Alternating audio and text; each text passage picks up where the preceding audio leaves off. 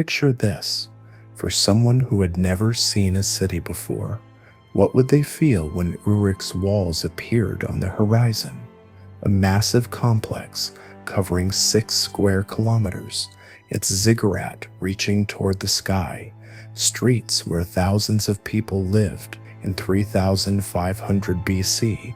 Something like this would seem impossible, but the Sumerians had turned the impossible into reality. Tonight, we're going to experience humanity's greatest revolution together, the transition from hunter-gatherer life to urban living. This journey from tents to temples, from tribes to kingdoms, wasn't just a physical transformation, it was a mental one. Let's take a look at that magical region where the Tigris and Euphrates rivers meet in 5400 BC. This was one of the most fertile lands in the world, but also one of the most challenging environments. Picture endless marshlands, seasonal flooding, reed forests, and a landscape full of uncertainties. Under normal circumstances, this would be the kind of place nomadic groups would avoid. But this region had a secret. Every year, the river's flooding made the soil incredibly fertile. If you planted a handful of seeds, you could get enough crops to feed yourself for months. But there was a price. Living here meant learning to adapt to the rhythm of the water. The first settlers were people who turned this challenge into an opportunity. They understood the river cycles, found ways to control floodwaters, and most importantly, discovered the power of living together. But this wasn't easy, because living here required not just individual survival strategies, but collective solutions. Digging water canals, building flood walls, constructing large warehouses. All of these required teamwork, and this is where one of humanity's most important discoveries was made. The advantages of living in organized communities far outweighed the difficulties. The first community to make this discovery, founded Eridu around 5400 BC, the first permanent settlement was established on a small hill in southern Mesopotamia. Its name was Eridu, and the Sumerians remembered it as the first city. But how did Eridu really begin? Was this just coincidence, or was it a conscious choice? When archaeologists excavated at Eridu, they discovered something amazing. In the same location, 18 different temple layers built one on top of another. Each generation had built something bigger and more magnificent than the one before.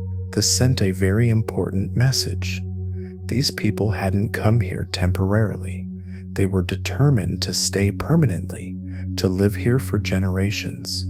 The first Eridu was quite modest. Houses made of mud bricks, a small temple near the center, agricultural areas around it. Maybe 200 to 300 people lived there in total. But this small community had begun an experiment that would change human history, because here, a new way of life was born for humanity. No longer did they need to chase after food. Food was planned, produced, and stored in advance. This meant that for the first time, people could dedicate their time to other things. Some became master craftsmen. They specialized in pottery, learned metalworking. Some became priests, dealing with the community's spiritual needs. Some began trading, bringing materials from distant places. This specialization multiplied Eridu's power. Now this small settlement had become a center of attraction for the nomadic groups around it, because here there were goods and services they couldn't find anywhere else. And so Eridu began to grow. Eridu's growth wasn't just population increase. This also meant increasing social complexity. And this complexity was creating things humanity had never tried before. Think about it. For thousands of years, everyone did everything. Everyone was a hunter. Everyone was a gatherer. Everyone was a warrior. But something different was happening in Eridu. People began to acquire different identities based on the work they did. The most important distinction formed between priests and ordinary people. Priests weren't just dealing with religious rituals, they were also the community's organizers, knowledge accumulators, decision makers. Why? Because the temple wasn't just a place of worship. The temple was also the community's warehouse, counting center, courthouse. Priests determined harvest time, recorded production amounts, resolved disputes. This system made a lot of sense because religion was the strongest authority at that time. People wouldn't oppose the god's will. Therefore, decisions made by priests were accepted by everyone. But there was another group that was also very important. Masters, pottery masters, metal masters, weaving masters, construction masters. These people had developed special knowledge and skills. This specialization made Eridu different from other settlements around it. Now people were making long journeys just for products found only in Eridu. Around 4500 BC, the change experienced in Eridu was very dramatic. Now you could find materials that came from hundreds of kilometers away. Obsidian from Anatolia, lapis lazuli from Iran, pearls from Bahrain. The presence of these materials showed something very important. Eridu was no longer just a local settlement. It was a regional power center. But how did this trade work? At that time, there was neither money nor modern transportation. So how did people manage such long-distance trade? The system was built on barter, but this wasn't simple exchange. This was a very sophisticated network system. A merchant in Eridu would first give local products, wheat, barley, textiles, to merchants in nearby regions. They would then carry these products even further. This chain extended from Mesopotamia to Anatolia, Iran, even India, and at each stop, it added value. The most interesting part was this trade network wasn't just goods exchange.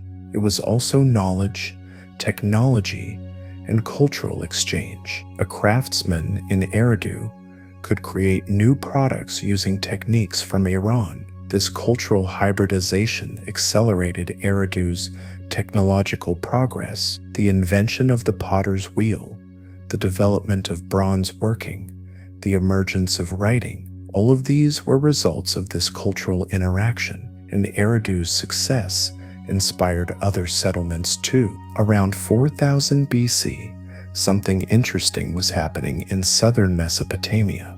Other communities that saw Eridu's success began similar experiments. The city of Ur was founded on the banks of the Euphrates River. Uruk was established a bit further north. Lachish, Nippur, Kish each began similar social experiments, using their own geographical advantages. This competition incredibly accelerated Mesopotamia's development, because now every city was trying to be better than the others. Ur specialized in maritime affairs. Thanks to its strategic position on the Euphrates River, it began controlling distant trade routes. Ships went from here all the way to the Indian Ocean.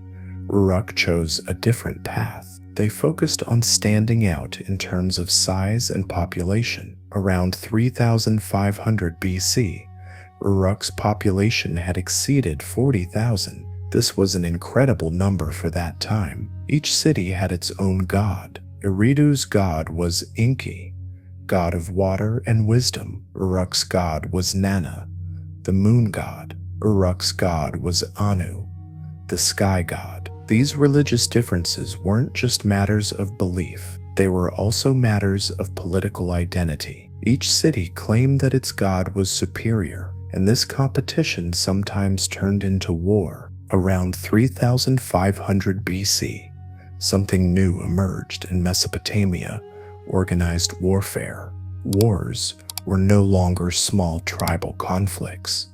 They were planned military operations involving thousands of people. The most important reason for these wars was water rights, because in Mesopotamia, water meant life. Whichever city could control access to water would be more powerful. The war between Lagash and Umma was the most famous conflict of this period. The two cities fought for decades over control of the water canal between them. This war became so famous that history's first written war monument was erected for this conflict. But wars didn't just bring destruction. They also brought innovation, because war forced technological advancement. The first wheeled war vehicles were invented during this period. Bronze weapons were developed. Organized armies were established. Defensive walls were built. Most importantly, the concept of leadership changed. Now cities needed strong leaders who could command during wartime, and thus the first kings emerged. These kings weren't just war leaders, they were also administrators who organized all the city's resources. Gilgamesh is one of history's most famous Sumerian kings, but he wasn't the first king. Before him, there were other names who shaped the institution of kingship. One of the earliest kings was En-Mebereches, king of Uruk. He lived around 2700 BC and has the distinction of being the first king whose name appears in written records. But how did kingship emerge? Initially, Sumerian city-states were governed by a democratic system. Major decisions were made in popular assemblies, but this system proved inadequate during crisis moments, especially during wartime. There was a need for a strong leader who could make quick decisions. This need gave rise to the institution of temporary leadership. These leaders were called Lugal, meaning big man. Initially, Lugals were only chosen during crisis moments. When the war ended, normal governance resumed. But over time, this temporary leadership became permanent. Why? Because as city-states grew, governance became more complex, organizing thousands of people, managing complex trade networks, planning military operations. These required professional leadership, and so kings emerged. But these kings weren't absolute autocrats. They worked in cooperation with priests and popular assemblies. The most successful example of this system was seen in Uruk, the period between 3500–3000 BC was Uruk's golden age. During this time, Uruk was the world's largest city. It covered an area of 6 square kilometers and housed more than 50,000 people. These numbers need to be evaluated from today's perspective. At that time, the world's total population was maybe 50 million, so Uruk housed 1,000th of the global population. This was like a proportion of 8 million people today. But what made Uruk great wasn't just its population. What was really important was its social organization. The city was divided into different neighborhoods. Each neighborhood had its own specialization. Pottery quarter, metalworkers quarter, weavers quarter. Each was an organized community within itself. In the center stood the massive ziggurat complex. This wasn't just a temple. It was also the city's administrative center, storage system, and educational institution. Around the ziggurat were palaces and large residences. The city's elite lived here. A bit further out were the craftsmen and artisan neighborhoods. On the outskirts were the areas where agricultural workers lived. This social stratification was forming the foundation of modern cities. But Uruk's greatest innovation was something else: writing. Around 3200 BC, one of the greatest revolutions in human history took place in Uruk, the invention of writing. Initially, writing was developed for a very simple purpose: to record goods in temple warehouses. Because Uruk's trade network had become so complex that it was impossible to keep everything in memory. The first written documents were therefore quite boring. Records like 10 sheep, 5 sacks of wheat, 3 jars of oil. But writing developed rapidly because people discovered that writing could be used not just for numerical records, but also to express more complex thoughts. The first laws were written, the first contracts were written, the first historical records were written, and most importantly, the first examples of literature were written. The invention of writing wasn't just a practical convenience. This meant human consciousness becoming permanent. Now a person's thoughts could live on even after that person died. This revolution further increased Uruk's power because thanks to writing, complex administrative systems could be established. Planning and executing large projects became possible, and Uruk's success influenced other cities too. One of the greatest advantages of urban life was the rapid spread of technological innovations. Because in cities, people from different specializations came together and learned from each other. During this period, 3 major technological revolutions occurred. The invention of the wheel, around 3500 BC, the Sumerians invented the wheel. Initially developed from the spinning wheel used in pottery making, this invention started the transportation revolution. Now carrying heavy loads was much easier. Development of the potter's wheel. Thanks to the spinning wheel, pottery production both accelerated and became standardized. This greatly accelerated the development of trade. Bronze metallurgy. Bronze obtained from a mixture of copper and tin made it possible to make tools much more durable and sharp than stone tools. This provided great advantages both in agriculture and warfare. These technologies spread rapidly between cities because urban merchants carried these innovations through trade networks. But perhaps the most important technological development was organizational technology. The growth of cities created a completely new problem. How should such complex societies be managed? Nomadic societies usually lived in groups of 50 to 100 people. At this size, everyone knew everyone else, and democratic decision-making processes worked. But in a city of 50,000 people, this system would collapse. The Sumerians invented the bureaucracy system to solve this problem. Management was divided into different specialization areas: water canal specialists, agricultural specialists, trade specialists, military specialists. Each specialization area had its own hierarchical structure. At the bottom, officials who did practical work. In the middle, regional managers. At the top, general coordinators. The center of this system was the temple complex because at that time, religion and management were intertwined. Priests were also bureaucrats and technocrats. This bureaucracy system worked so effectively that it was used by humanity for thousands of years. Even today,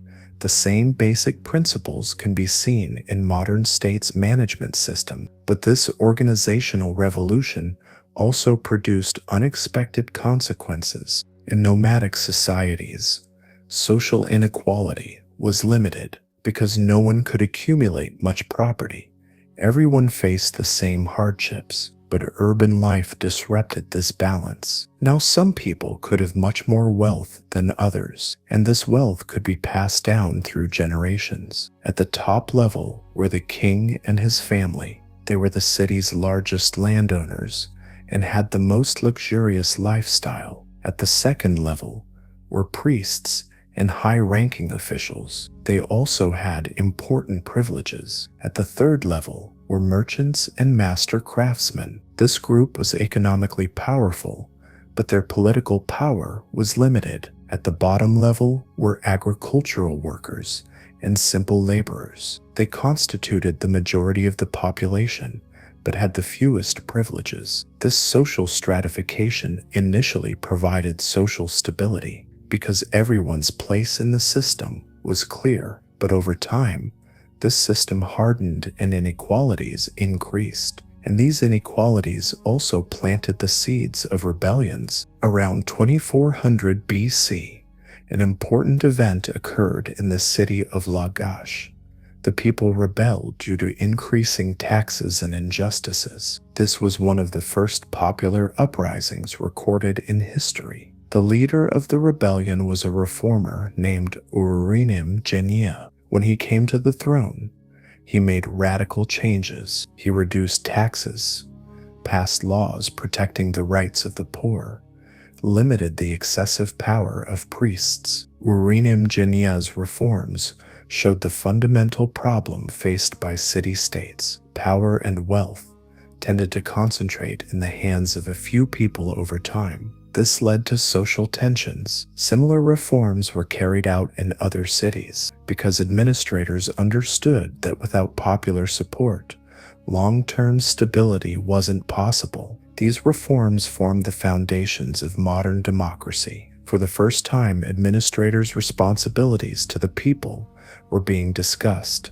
but these developments faced an unexpected threat. In 2334 BC, a new power from northern Mesopotamia began threatening the Sumerian city-states, the Akkadian Empire. The leader of the Akkadians, Sargon, was following a different strategy. Instead of establishing independent city-states, he wanted to create a centralized empire. Sargon's army was different from traditional Sumerian armies. They were faster, more disciplined, and technologically more advanced. They were especially superior in bow and arrow usage. One by one, Sumerian cities came under Akkadian rule. Uruk, Lagash, all of them couldn't resist this new power. This occupation brought an end to the independence of Sumerian city-states, but at the same time, it was also the beginning of a new era, the Imperial Age. The Akkadians learned a lot from the Sumerian urbanization experience. They spread the urban lifestyle to a wider area.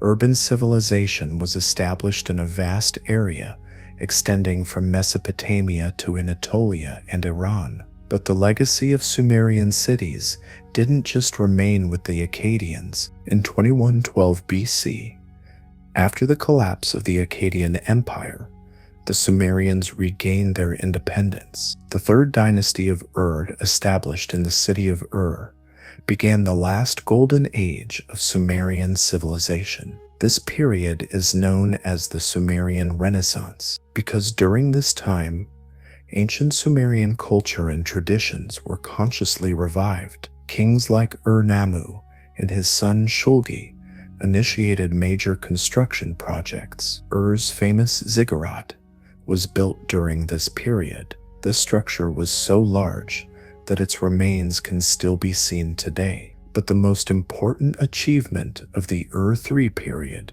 was in the administrative system. During this period, the world's most advanced bureaucracy system was established. Thousands of officials recorded every detail in the empire. These records give us incredible details about daily life of that period. Everything from a worker's daily wage to a temple's annual budget is in the records.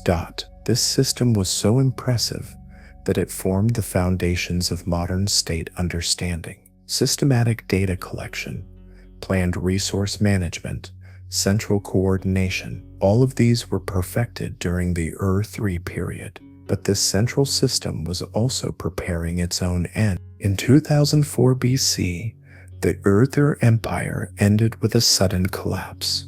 The cause was Elamite attacks from the east and internal rebellions. But the real reason was environmental factors. Due to climate change, Mesopotamia experienced a great drought. Agricultural production declined. People went hungry. At the same time, the problem of soil salinization increased. Thousands of years of intensive agriculture had made the soils infertile. Land that used to yield 30 units of crops now yielded 10 units. This environmental crisis triggered social crisis. People lost confidence in their rulers. Rebellions began. Nomadic groups began attacking weakened cities. And so the 3000-year era of Sumerian city-states came to an end. But the end was also a new beginning. The collapse of Sumerian cities didn't bring an end to the urban lifestyle. On the contrary, this lifestyle was now so entrenched that it began spreading from Mesopotamia to the entire world. Babylon, Assur, Meri, new cities were founded. Each continued by blending Sumerian heritage with their own culture. The Sumerian writing system, cuneiform, began to be used in hundreds of languages, from Hittite to Persian, from Urartu to Elam.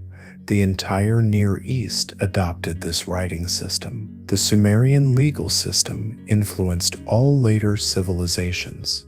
The Code of Hammurabi, Roman law, modern legal systems, all of their foundations are based on Sumerian legal understanding. Sumerian mathematics, astronomy, and engineering knowledge formed the foundation of Greek science. The Pythagorean theorem was known by Sumerian mathematicians 1,000 years earlier. Most importantly, the concept of urban life had now initiated an irreversible change. The Sumerian experience didn't stay just in Mesopotamia. In different parts of the world, similar urbanization processes began. In Egypt, cities were founded along the Nile River. Memphis, Thebes, each drew inspiration from Sumerian cities while preserving their own characteristics. In India, planned cities like Harappa and Mohenjo-daro were built. These cities' street layouts and sewage systems were surprisingly advanced. In China, cities emerged along the Yellow River. During the Shang and Zhou dynasties, Chinese city culture developed. In the Americas, the Maya and Aztecs founded their own cities. Teotihuacan, Tikal, Tenochtitlan. All of these, despite developing independently, showed surprising similarities to Sumerian cities. This similarity wasn't coincidental, because urban life was responding to certain universal needs. The most important conclusion from the Sumerian experience was this: when human societies reached a certain level of complexity, the transition to urban life became inevitable. Behind this transition were several universal factors. Population density. With the development of agriculture, more people could live in the same area. This density necessitated new forms of organization. Need for specialization. As technology developed, expert knowledge and skills were required. This required people from different specialization areas to live together. Trade networks. As economic activities became complex, central coordination points were needed. Defense requirements to protect valuable resources. Organized defense systems were essential. Knowledge accumulation. The increasing amount of knowledge required institutional structures to store and transmit this knowledge. These factors produced similar results wherever they occurred in the world. The city. When examining Sumerian cities, we can see surprising parallels with today's megacities. Uruk's population of 50,000 was like Tokyo or New York for its time. The same attraction, the same opportunities, the same problems. The wave of migration from village to city at that time had the same dynamics as today's rural to urban migration. People were flocking to cities in search of better living conditions. Social stratification in Sumerian cities shows similar patterns to income inequality in modern cities. The trade networks of that time were the first version of today's global economy. Sumerian bureaucracy was based on the basic principles of modern state administration. The most striking parallel is in environmental problems. The soil salinization, water scarcity, and climate change problems faced by Sumerian cities continue today. These parallels show that some problems brought by urban life are universal. 5,000 years of experience gives us very valuable lessons. The power of specialization. The greatest achievements are obtained through cooperation of people with different talents. The importance of technology. Social progress is closely linked to technological innovations. The necessity of organization. Complex societies cannot survive without effective management systems. The importance of justice. Long-term stability is possible with fair resource distribution. Environmental sustainability. Overuse of natural resources can lead to civilization collapses. The value of cultural heritage. The most valuable wealth is not material, but cultural heritage. These lessons remain valid today. The Sumerian experience also provides inspiration for future city planning, participatory governance. In the most successful periods of Sumerian cities, popular participation and democratic processes were strong. Multi-centered structure. The most durable cities had multi-centered structures that weren't dependent on a single center. Technological innovation. Sumerian cities were constantly pursuing technological innovation. Cultural diversity. In the most creative periods, people from different cultures lived together. Environmental harmony. Lifestyles compatible with the natural environment created the most long-lived cities. Modern city planners can learn a lot from these principles. The journey from that first temple in Eridu to today's skyscrapers is one of humanity's greatest adventures. The experiment that began in the Mesopotamian marshlands 5,000 years ago shapes the lifestyle of billions of people today. Sumerian cities have long since vanished, but their spirit continues to live today in every city, every street, every building, because the city isn't just a physical space. The city is a philosophy of life, the belief that people can live together, cooperate, and solve complex problems. This belief was born in Eridu, it developed in Uruk, and today it continues to live all over the world. Perhaps the greatest legacy of Sumerian cities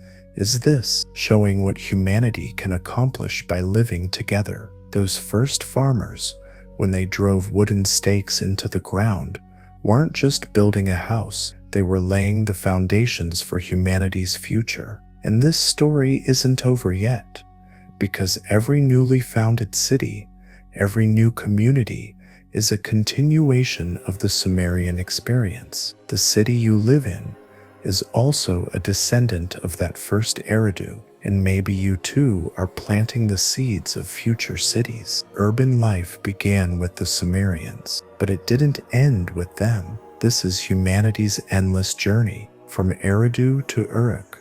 From Uruk to today, humanity discovered the power of living together, and this discovery was the beginning of a journey that will never end. The story ends here, but the real story continues in the city you live in your neighborhood, in your home, because each of us is an heir to those first Sumerian cities, and we have the responsibility to pass this heritage on to future generations.